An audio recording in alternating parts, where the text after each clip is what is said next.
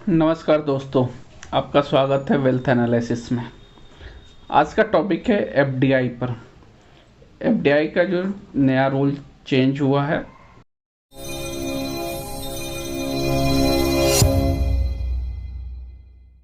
जैसा आप सभी को पता है कि कोरोना से पूरा विश्व प्रभावित है। इससे उनकी इकोनॉमिक पोजीशन भी प्रभावित हुई है और इकोनॉमिक को का नापने का पैरामीटर जो स्टॉक मार्केट है वो भी नीचे चल रहा है, जिससे विश्व की तमाम बड़ी कंपनियों का स्टॉक प्राइस काफ़ी नीचे आ गया है और उसी का फ़ायदा चीन उठाना शुरू कर दिया है। उसने लो रेट के अच्छे कंपनियों का शेयर्स जो है खरीदना शुरू कर दिया, उसमें इन्वेस्ट करना शुरू कर दिया है। ये शुरुआत उसने पहले यूरोप से शुरू की थी, यूरोप और अमेरिका से। तो इन देशों ने तो तुरंत पाबंदी लगा दी। फिर इसने भारत में ये शुरुआत किया और इसी कड़ी में उसने भारत की बड़ी फाइनेंशियल कंपनी एचडीएफसी फाइनेंस में अपनी हिस्सेदारी बढ़ाकर 1% कर दिया। लेकिन जब हमारी गवर्नमेंट को पता लगा तब गवर्नमेंट ने बिना देरी किए एफडीआई पर जो हमारा पहले से रूल था, कानून था, उसी को चेंज कर दिया, बदल दिया। अब कोई भी भारत से सटे देश बिना परमिशन के ऑनलाइन एफडीआई इन्वेस्टमेंट नहीं कर सकता है। हालांकि ये रूल हमारा पहले से भी था, लेकिन उस वक्त उस कानून में नाम मेंशन था कि पाकिस्तान, नेपाल, बांग्लादेश ये बिना परमिशन के ऑनलाइन इन्वेस्टमेंट नहीं कर सकते हैं। लेकिन अब इसमें चीन को भी जोड़ दिया गया है। हालांकि नाम चीन का नहीं है, लेकिन जो ये 3 देशों का नाम है उनको भी हटा दिया गया है और साफ तौर पे कहा गया है कि जो भारत के बॉर्डर से सटे देश हैं वो बिना परमिशन के ऑनलाइन एफडीआई नहीं कर सकते हैं।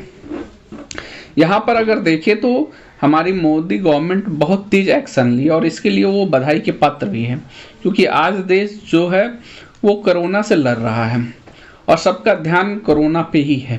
लेकिन जैसे ही एक खबर आई कि चीन ने अपनी हिस्सेदारी 1% तक बढ़ा दिया एचडीएफसी फाइनेंस में, मोदी गवर्नमेंट ने तुरंत एक्शन लिया और इस रूल को ही बदल दिया।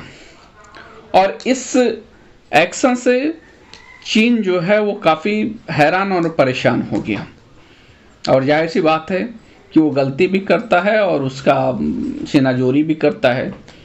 इसलिए उसने ये कह दिया कि ये भारत का जो नया रूल है वो डब्ल्यूटीओ की उल्लंघन है। डब्ल्यूटीओ यानी वर्ल्ड ट्रेड ऑर्गेनाइजेशन, ये वो चीन कह रहा है जो कभी भी ना ही किसी देश के संप्रभुता को माना है और ना ही किसी इंटरनेशनल ऑर्गेनाइजेशन को रिस्पेक्ट किया है। वो चीन भारत जैसे देश को वर्ल्ड रूल्स समझा रहा है।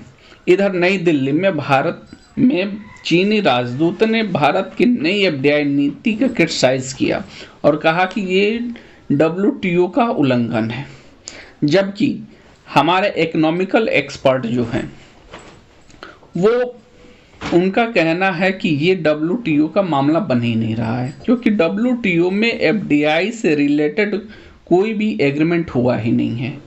डब्ल्यूटीओ में जो भी बातें हुई हैं या जो भी एग्रीमेंट हुआ है उसमें सिर्फ एक्सपोर्ट और इंपोर्ट से रिलेटेड ही मामले जुड़े हुए हैं, क्योंकि भारत को अपने उद्योगों के हित में ऐसे निर्णय करने का पूरा अधिकार है।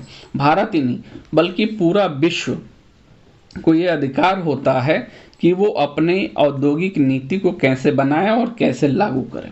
जहाँ तक एफडीआई का सवाल है, भारत का रूल हमेशा से लिबरल रहा है और फॉरेन कंपनियों को इनवाइट किया गया है कि आप यहाँ पर इन्वेस्ट कर सकते हैं। कुछ ऐसे सेक्टर्स हमारे हैं जहाँ पे 100% एफडीआई है, लेकिन जो चीन की मोनोपोली है, जो उसकी महत्वाकांक्षा है कि आज जब दुनिया कोरोना से प्रभावित है और परेशान है और लगभग वर्ल्ड इकोनॉमी बैठ सी गई है, तो उसका वो बेनिफिट उठाना चाह रहा है, क्योंकि धूर्तता ही उसकी नीति और नियंता है।